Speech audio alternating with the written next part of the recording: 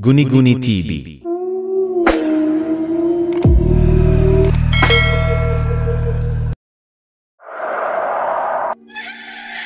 Magandang araw po sa inyong lahat.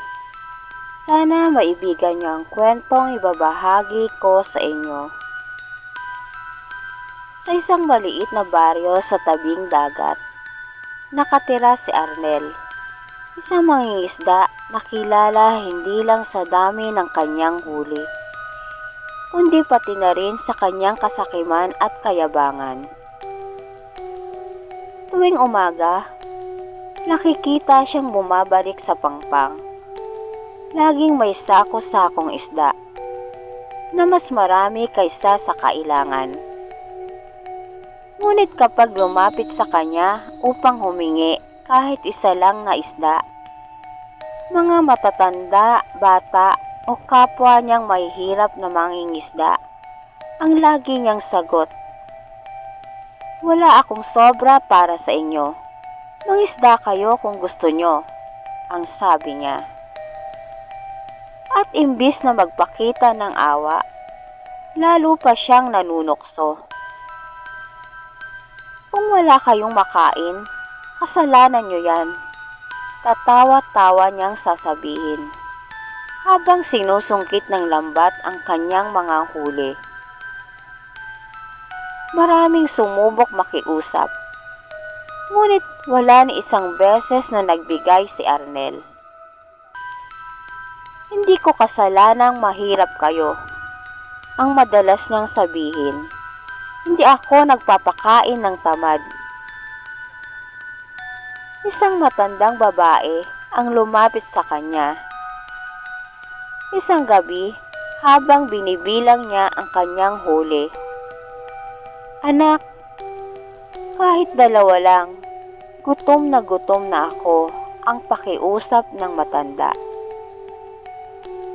Ngunit tinawanan lamang siya ni Arnel. "Bakit ako magbibigay? Hindi mo ba nakikita? Ako ang nagpagod dito, hindi ikaw." Lumingon ang matanda sa kanya, at sa kauna-unahang pagkakataon, kinilabutan si Arnel sa titig nito. "Hindi mo kailangang magbigay," ang sabi ng matanda.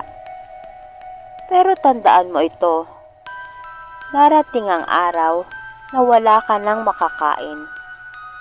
At kahit anong gawin mo, wala nang hihingi sa'yo dahil ikaw mismo ang mawawalan." Binaliwala ito ni Arnel. Pero hindi niya alam, nagsimula na ang sumpang kanyang tinakasan. Kinabukasan, naglayag ulit si Arnel. Tulad ng dati, sagana ang kanyang huli. Mga malalaking isda, punong-puno ang kanyang bangka. Ngunit sa gitna ng kanyang pagngiti, may napansin siyang kakaiba. Sa di kalayuan, may isang maliit na bangka.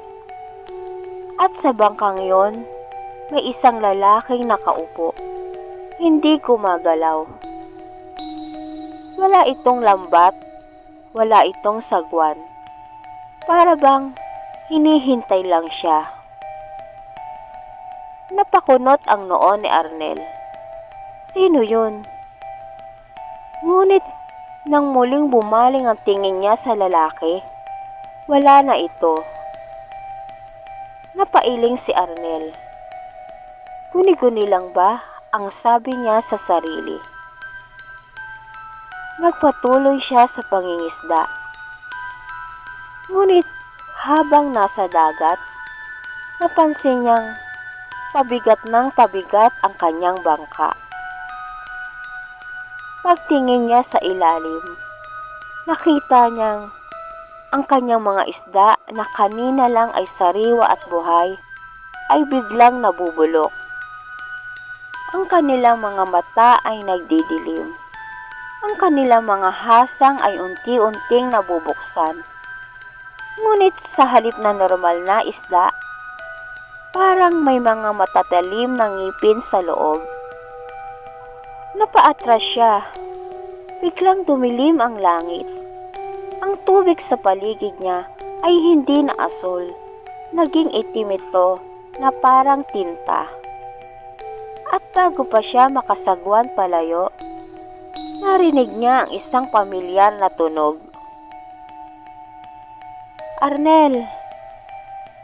Lumingon siya at sa kabilang dulo ng bangka may nakatayo ang matandang babaeng kanyang tinanggihan kagabi. Ngunit hindi ngayon, hindi na ito mukhang tao. Ang kanyang balat ay kulubot na parang tuyong isda. Ang kanyang mata ay itim na itim. At ang kanyang bibig ay may malalaking pangil. Napaatras si Arnel.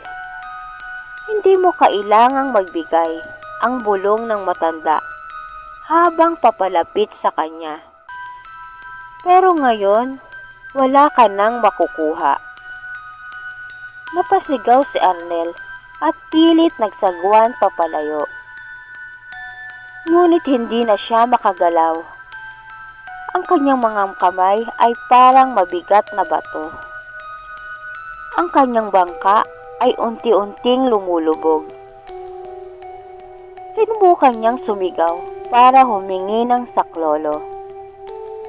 Ngunit nang tignan niya ang pangpang, wala na ito. Pinalibutan siya ng dilim. At sa ilalim ng tubig, may mga anino siyang nakikita. Mga taong nakalutang, walang buhay. Mga dating mangingisda, mga dating sakim. At ngayon, siya na ang susunod.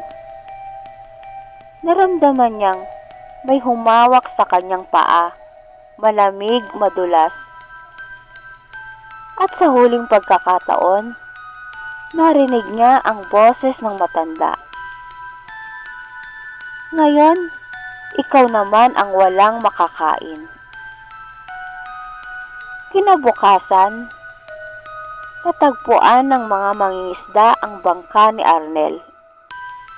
Walang laman, walang isda.